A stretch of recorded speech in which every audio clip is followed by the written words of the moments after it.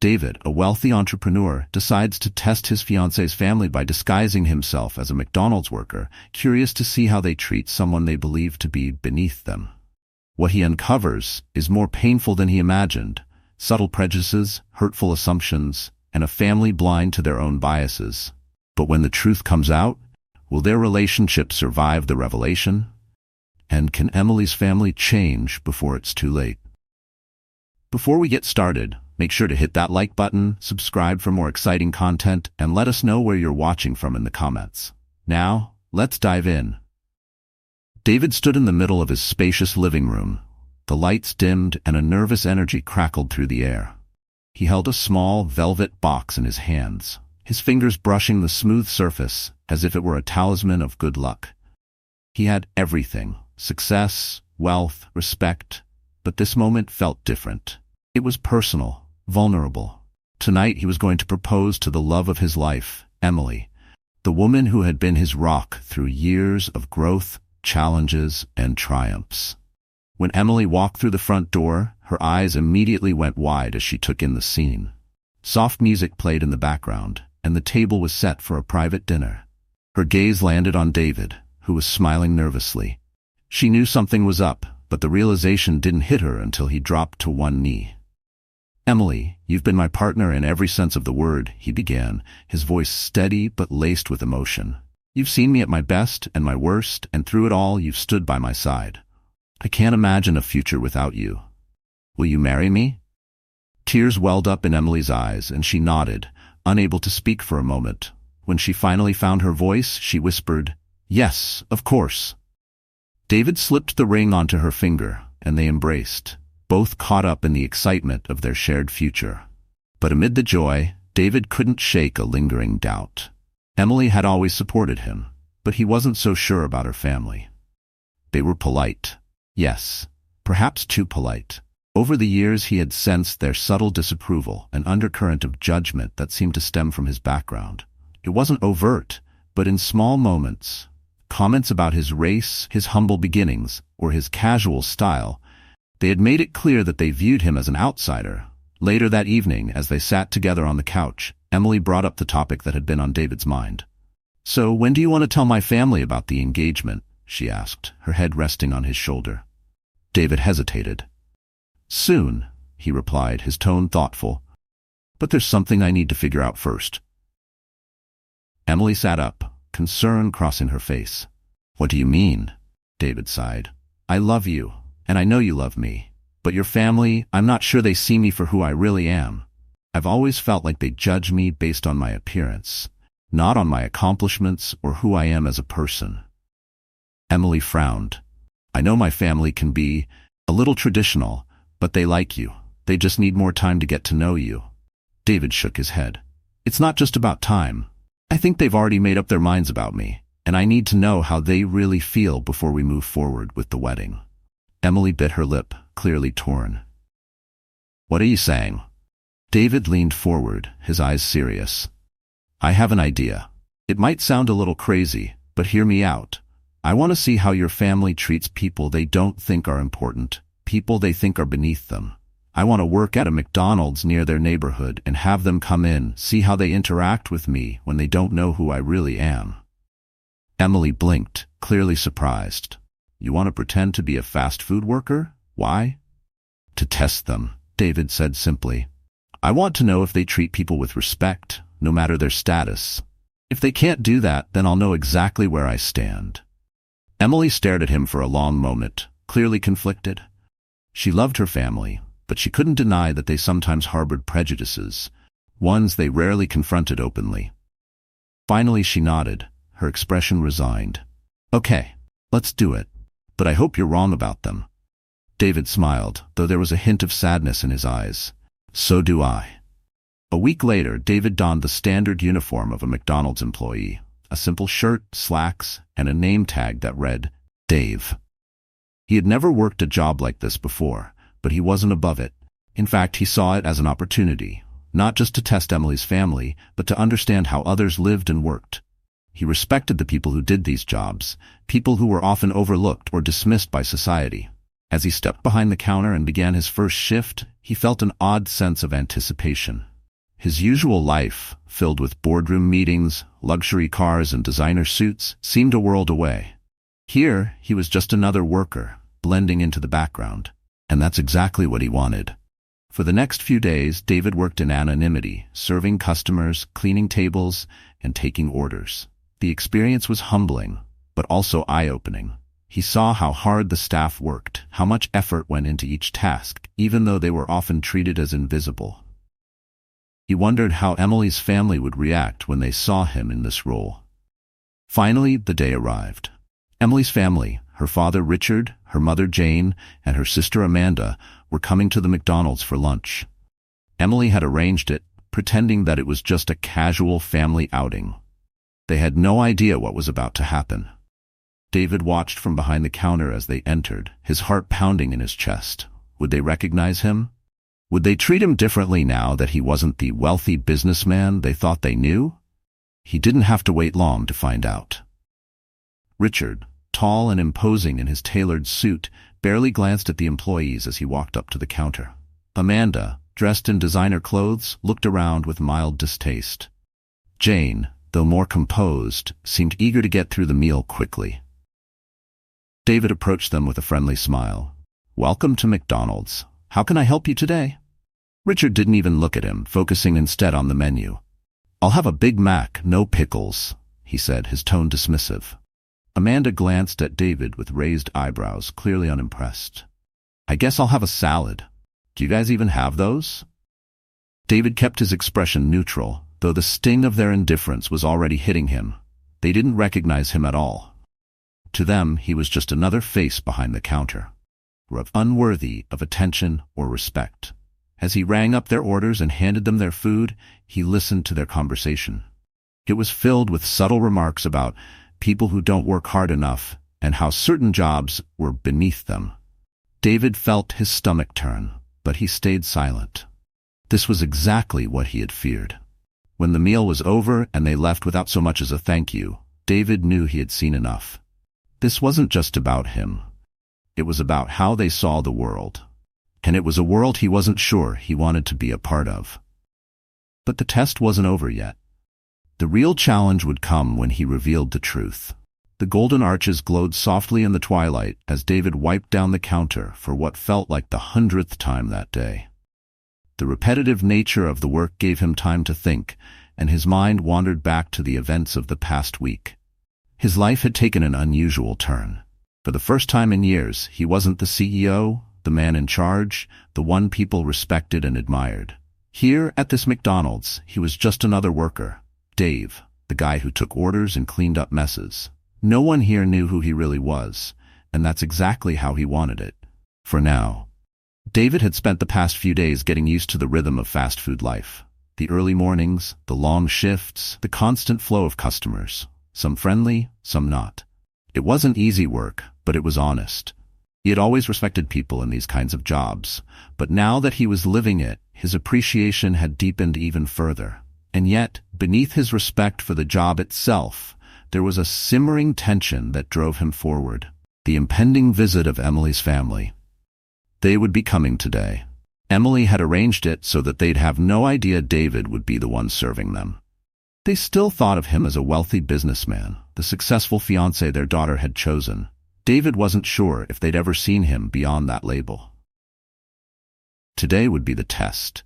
Not just of how they treated him, but of how they treated people they didn't know, people they might see as beneath them. As the clock ticked closer to lunchtime, David felt a knot of nervousness form in his stomach. He wasn't used to feeling this way.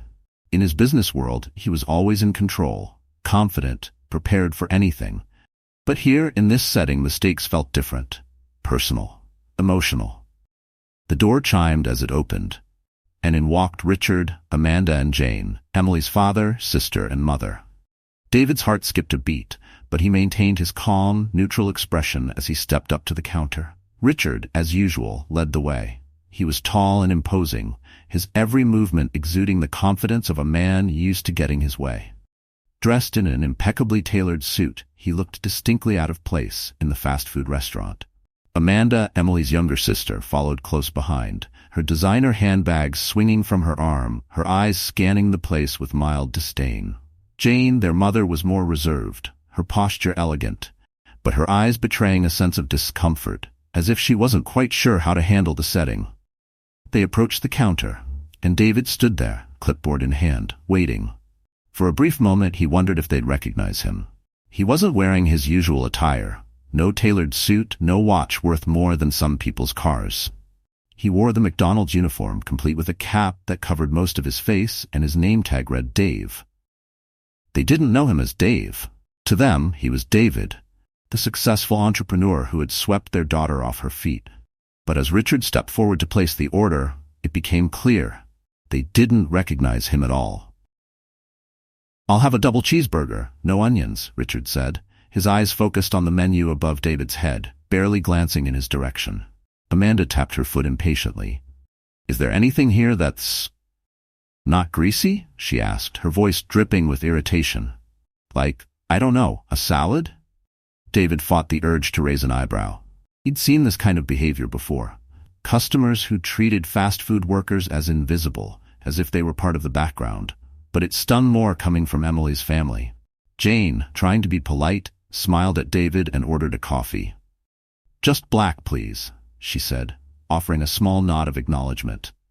She seemed the least uncomfortable, but even her politeness felt strained, as though she was trying too hard to make up for her family's behavior. David punched in their orders without a word, his fingers moving quickly across the register. As he did, he couldn't help but listen to their conversation. It wasn't hard. Richard wasn't exactly quiet. "I just don't understand why Emily insisted on coming here," Richard muttered, glancing around. "She has such refined taste and she drags us to this." Amanda snorted. "Maybe she's trying to show us how the other half lives," she said, her tone dripping with sarcasm. David felt a tightness in his chest. This was exactly what he had feared. They weren't just uncomfortable, they were condescending. He had hoped, on some level, that they would treat the workers here with respect, regardless of their own privilege. But their attitudes spoke volumes. As David handed them their food, Richard took his tray without so much as a glance, while Amanda inspected her salad like it might poison her. Jane offered another tight smile and a quiet thank you, but it felt hollow, like it was more for show than genuine gratitude. They took their seats, and David watched them from a distance, continuing to clean tables and take other orders. He couldn't hear every word, but he caught enough. Their conversation was full of thinly veiled jabs at people they perceived as beneath them. Remarks about laziness, lack of ambition, and the wrong kinds of people. It wasn't directed at him personally, of course. They had no idea who he was in this setting. But that made it worse in a way. It wasn't just about him, it was about how they saw the world. As David wiped down a nearby table, Amanda's voice drifted over. "Honestly, can you imagine working here?" she asked, her tone incredulous. "I'd lose my mind. What kind of life is that?" Richard chuckled. "It's a stepping stone, I suppose, for people who don't have better options." David's grip tightened on the cloth in his hand. He knew he could reveal himself right then and there, end the charade, confront them about their comments. But he held back. It wasn't time yet. He wanted to see how far they would go. The rest of their lunch passed in much the same way. They ate quickly, clearly eager to leave. Richard continued to talk about his business ventures. Amanda scrolled through her phone, and Jane sat quietly, sipping her coffee. When they finally stood to leave, they tossed their trash into the bin without a second thought, and Richard tossed a few crumpled bills onto the table as a tip. David watched as they walked out the door, his heart heavy. He had known this might happen, but experiencing it firsthand was different. It wasn't just the comments, the dismissive attitudes, it was the complete lack of awareness, the inability to see people as individuals with their own stories, their own worth. As the door closed behind them, David stood in the quiet of the restaurant, his mind racing. He had wanted to know the truth, and now he did. Emily's family didn't see him. Not really. They saw what they wanted to see. And if they treated a stranger like this, what did that say about how they viewed him? The test was far from over, but the results so far were more painful than he had imagined. The The sun dipped below the horizon, casting a warm, golden glow over the elegant home where Emily's family was gathering for a formal dinner. Tonight was the engagement celebration, a moment Emily had looked forward to for weeks. Her family would finally get the chance to meet David properly, not as the McDonald's worker they had encountered, but as her successful fiancé. But there was a twist, one they weren't prepared for, and it weighed heavily on both David and Emily. David stood in front of the mirror in their bedroom, adjusting his tie. The suit he wore was sharp, perfectly tailored, reflecting the man he was in his professional life. Yet tonight, he felt a strange tension between the two identities he had been juggling. David, the millionaire entrepreneur, and Dave, the anonymous McDonald's worker they had so easily dismissed. Emily appeared behind him, her reflection in the mirror showing concern in her eyes. She placed a hand on his shoulder. "Are you sure about this?" she asked softly. "I know you wanted to test them, but this dinner, it could be messy." David sighed and met her gaze in the mirror. "I need them to see the truth," he said quietly. "It's not just about me, Emily. It's about how they see people in general. The way they treated me when they didn't know who I was. It wasn't just disappointing. It was eye-opening." Emily nodded, though her expression remained conflicted. She had witnessed her family's behavior at McDonald's, and it had been hard for her to watch. She loved them, but she couldn't deny the subtle, and sometimes not so subtle, prejudices they carried. Now, with David's plan about to unfold, she wasn't sure how they would handle it when the truth came out. The doorbell rang, and Emily jumped slightly. "They're here," she whispered. David gave her a reassuring smile. "Whatever happens, we'll face it together." Downstairs, the guests began to arrive. Richard, Jane, and Amanda entered the house, all dressed to impress. Richard immediately surveyed the room, his eyes lingering on the opulence around him. He assumed this grand home, with its sweeping staircase and crystal chandeliers, belonged to Emily alone, perhaps bought with family money or an inheritance. The idea that David could afford such luxury had never crossed his mind. "Emily, darling," Richard greeted, kissing his daughter on the cheek. "You've really outdone yourself with this place. It's magnificent." Emily forced a smile. "Thanks, Dad. I'm glad you like it." Amanda, on the other hand, was quick to comment. "I had no idea you were doing this well, Em. This house is, wow. I mean, it's almost too much for one person, right?" She glanced around as if expecting someone to confirm her suspicions. Emily laughed nervously. "It's not just mine, you know." "Oh." Jane, who had been quietly taking in her surroundings, raised an eyebrow. "Who else?" Emily opened her mouth to respond, but before she could, David appeared at the top of the staircase, his presence commanding attention. He descended slowly, the sound of his polished shoes tapping against the floor, and the room fell silent. Richard's expression shifted from pleasant surprise to confusion, and Amanda blinked, as though she couldn't quite believe what she was seeing. David reached the bottom of the stairs, standing tall and composed, his gaze steady as he met each of their eyes. The tension in the room was palpable. "David," Richard said, his voice uncertain. "I didn't expect to see you here, like this." David smiled, though it didn't reach his eyes. "I'm full of surprises, Richard." There was an awkward pause before Jane stepped forward, attempting to break the silence. "Well, it's lovely to see you, David. I didn't realize you and Emily were living together already. This home is stunning." "Thank you," David said, his tone measured. "Emily and I share everything, including this home. I'm glad you like it." The room felt heavy with unspoken questions, but before anyone could probe further, Emily cleared her throat. "Shall we move to the dining room? Dinner is ready."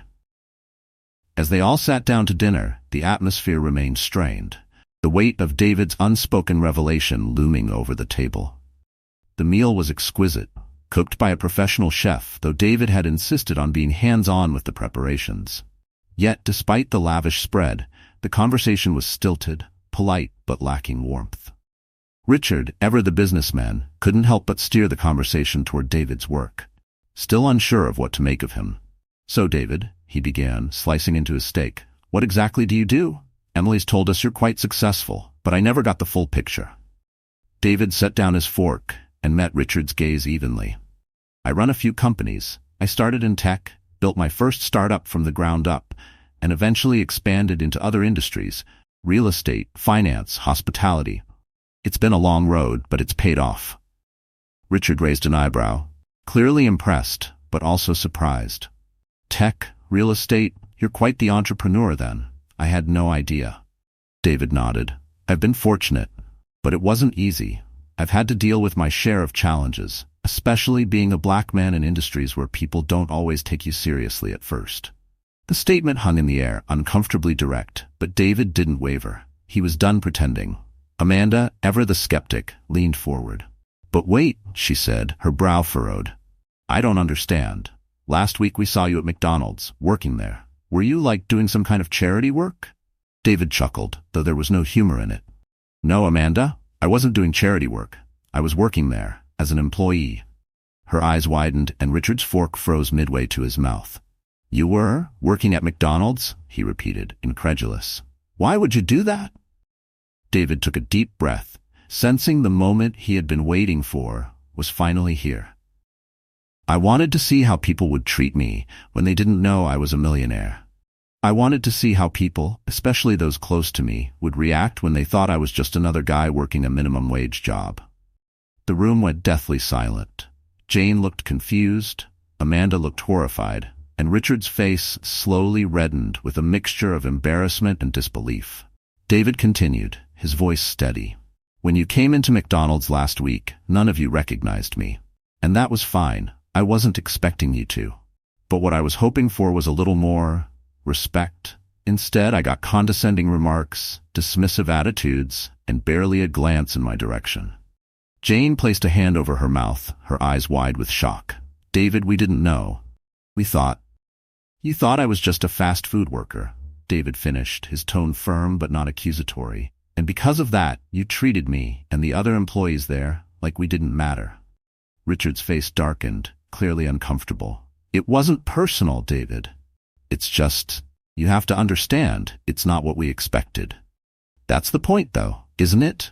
David replied, his voice soft but carrying weight. Why should someone's job or income determine how they're treated? Why should anyone be less worthy of respect just because they work a job you consider beneath you? The truth of David's words settled over the room like a heavy fog. Richard, Jane, and Amanda shifted uncomfortably in their seats, the gravity of their behavior hitting them all at once. For Richard, a man who had built his career on his business acumen, the realization that he had judged someone unfairly, someone who was now his future son-in-law, was a hard pill to swallow. Amanda, usually quick with a witty remark, was uncharacteristically quiet. She glanced down at her plate, clearly processing the uncomfortable truth about her own behavior. Jane, the most composed of them all, was the first to speak. David, she said quietly, her voice tinged with regret. I'm sorry. I didn't mean to come across that way. It wasn't right. David gave her a small nod of acknowledgement. I appreciate that, Jane, but this isn't just about me. It's about how we all view the people around us. I've worked hard to get where I am, but that doesn't make me better than anyone else, and it certainly doesn't mean people should be treated differently based on what they do for a living. Richard cleared his throat, his voice gruff. You're right, he admitted, though it seemed painful for him to say. We should have treated you and everyone else with more respect. David leaned back in his chair, the tension in his shoulders finally easing. That's all I wanted, he said simply, for you to see me, and people like me, for who we really are, not just what we do or how much we make. The dinner table sat silent in the wake of David's revelation, the clinking of silverware replaced by the weight of unspoken truths, the opulence of the room, the polished mahogany furniture, the shimmering chandelier overhead, and the fine china laid out on the table, suddenly felt hollow to the family. It was as if the illusion of their well-manicured lives had been shattered, exposing the raw, uncomfortable reality beneath. Richard was the first to speak, but his voice lacked the usual authority and confidence he so often wielded. David, he began, struggling to find the right words. We didn't mean to treat you unfairly. It was just, we didn't know. That's exactly the problem, Richard, David said, his tone measured but firm. You didn't know, and because of that, you made assumptions. Assumptions about me, about the kind of person I was, based on what you saw in that moment. David's calm demeanor was unnerving, especially for Richard, who was used to controlling the narrative. Here he was, the father of the bride-to-be, sitting across from the man who had outwitted him, not just in terms of wealth or status, but morally. And it was difficult to swallow. Amanda, who had been uncharacteristically quiet throughout the dinner, finally broke her silence. "But David, you're not." She stopped herself, her brow furrowing as she grappled with what she wanted to say. "I mean, you're not actually one of those people, right? You're successful. You've made it. I just don't get why you'd put yourself in that situation." David's eyes flicked over to her, calm but resolute. "Amanda, what does those people even mean? People who work hard to make a living, even if it's not in the way you or Richard think is worthy? Are they somehow less because they don't fit your definition of success?"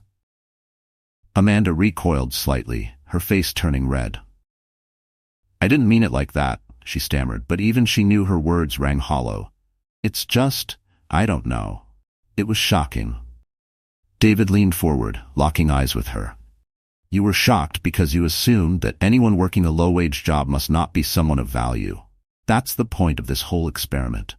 I could be anyone, your server at a restaurant, your cashier at a grocery store, or your colleague in a boardroom, and I deserve the same respect in all of those roles.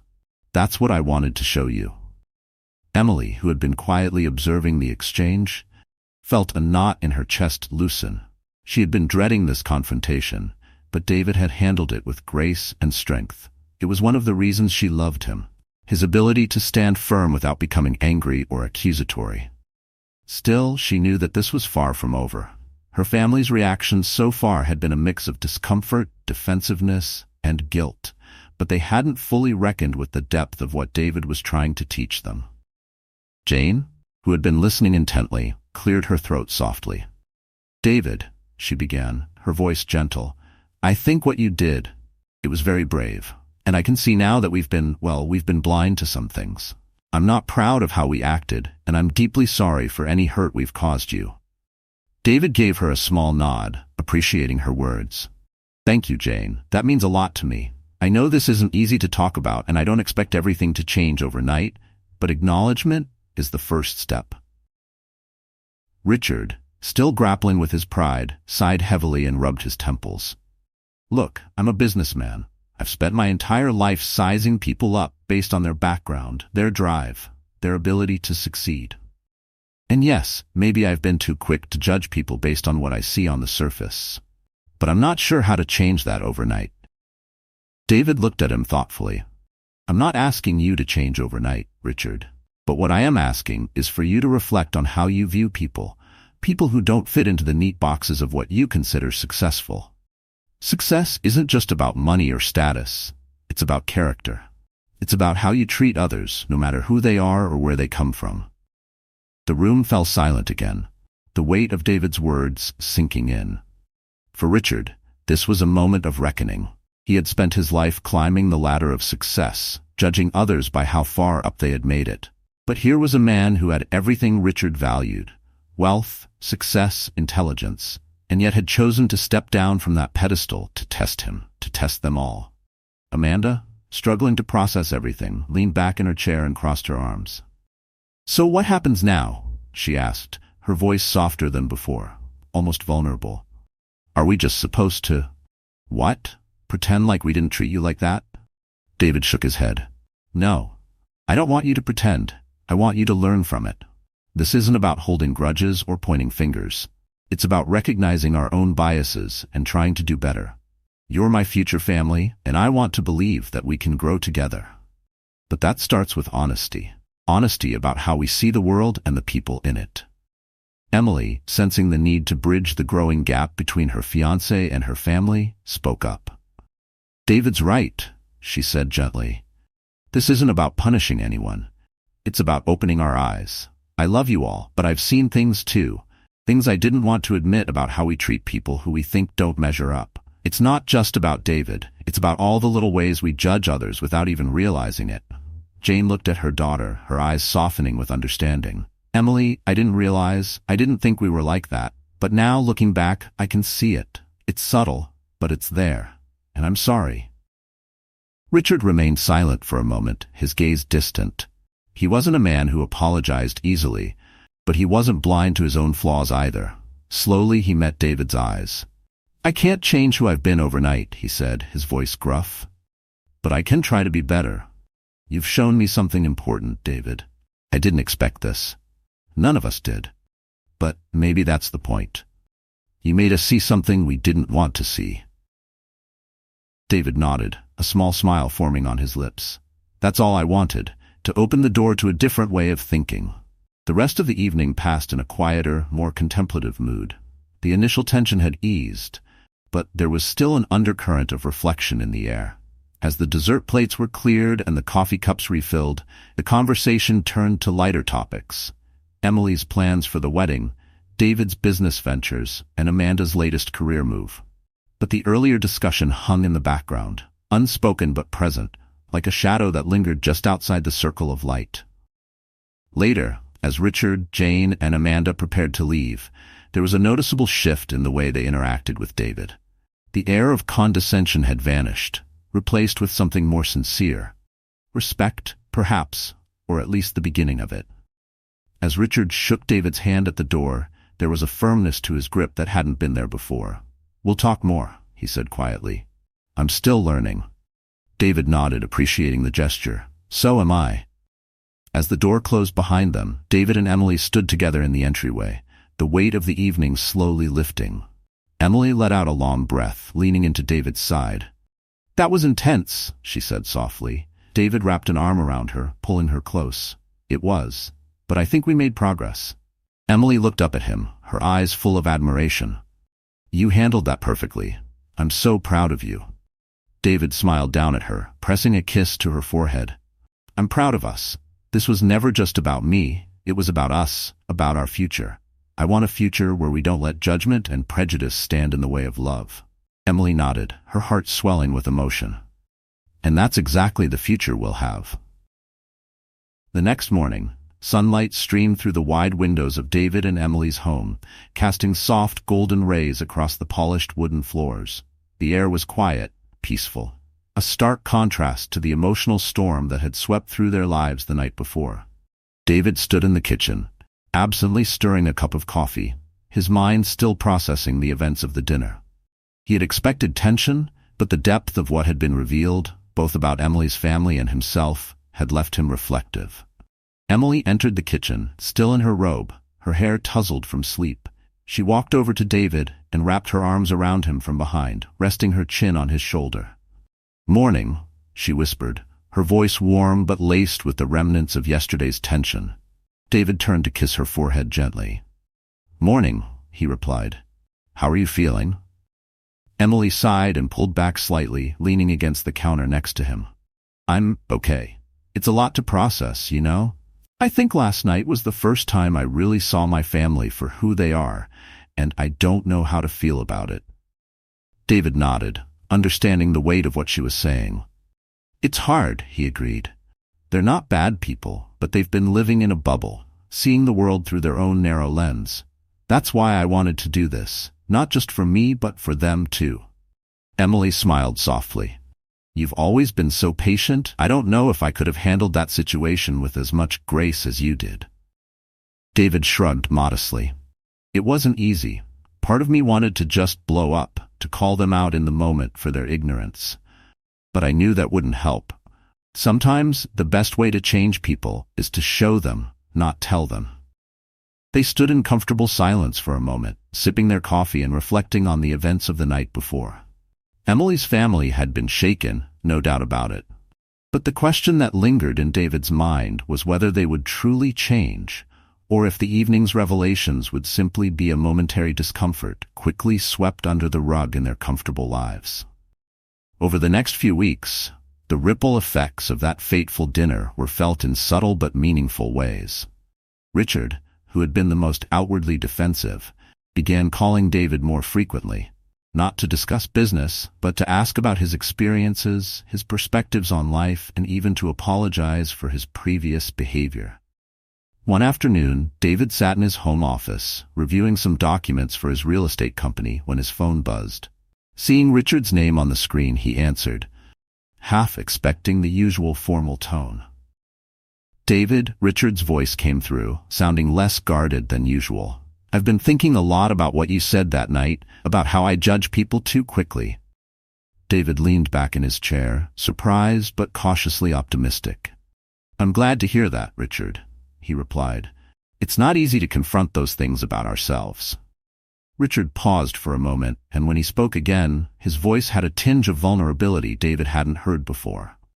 I guess what I'm trying to say is, I'm sorry. I've spent so much of my life chasing success, measuring people by their bank accounts or job titles. I didn't even realize how much that shaped how I see the world, how I see you. But you've opened my eyes. I owe you for that. David smiled, appreciating the sincerity in Richard's voice. You don't owe me anything, Richard.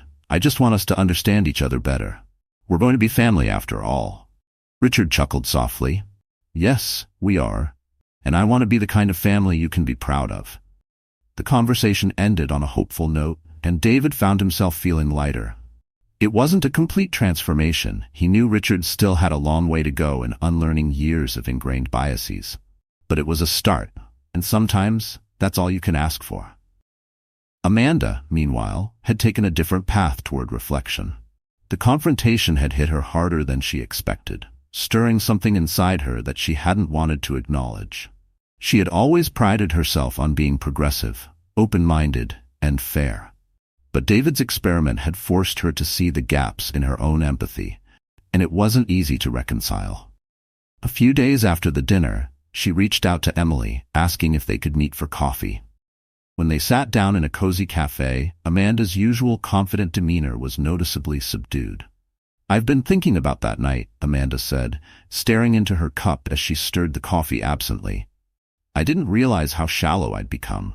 It's like I've spent so much time trying to live up to these expectations, of being successful, of having the right kind of life, that I started judging people who didn't fit into that mold.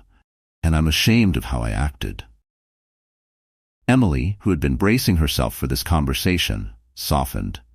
Amanda, you've always been driven, but you're not a bad person. You just need to see things from a different perspective sometimes.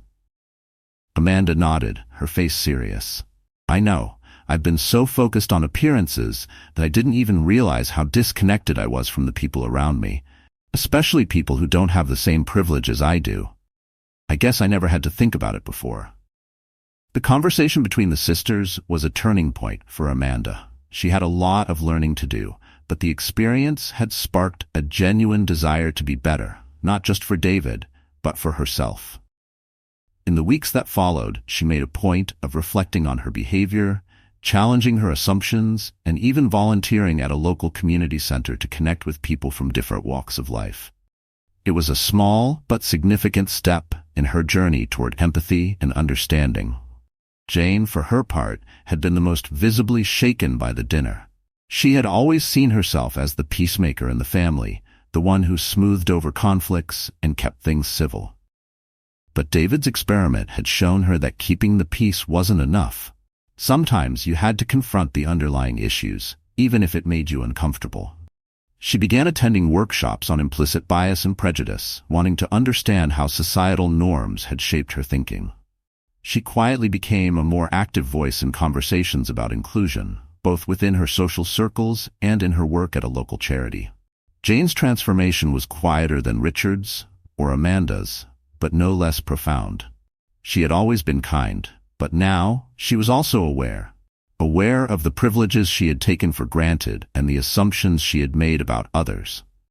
And in that awareness, she found a deeper connection to the values David had been trying to share with them all. Months passed, and the wedding day approached. The tension that had once lingered between David and Emily's family had dissolved into something warmer, more genuine. While they were far from perfect, the experiences of the past few months had brought them closer, not just to David, but to each other. On the day of the wedding, the air was filled with joy. It was a beautiful outdoor ceremony, with the sun shining down on the gathered guests as Emily walked down the aisle toward David. Her family sat in the front row, watching with pride as the couple exchanged vows. When the ceremony ended and the reception began, Richard pulled David aside, his expression sincere. "I want you to know something," he said, his voice low but firm. I'm proud to have you as part of this family. You've shown me things I didn't want to see, and I'm a better man for it." David smiled, feeling a swell of emotion he hadn't anticipated. "Thank you, Richard. That means a lot." As the night wore on, the laughter and music filled the air, and the weight of the past seemed to lift. David and Emily danced together under the stars, the glow of the evening wrapping around them like a warm embrace. For the first time in months, everything felt right. As they swayed to the music, David whispered in Emily's ear, "We made it." Emily smiled up at him, her eyes shining with love. "We did, and we're stronger for it." In that moment, David knew that they had overcome more than just the prejudices of the past. They had built something new, something rooted in understanding, respect, and love. And as the stars twinkled above, the future felt wide open, full of possibility. Thanks for joining us. If you enjoyed this story, don't miss the next one. Click on the video now to watch. We appreciate your support, and we'd love to hear your thoughts in the comments.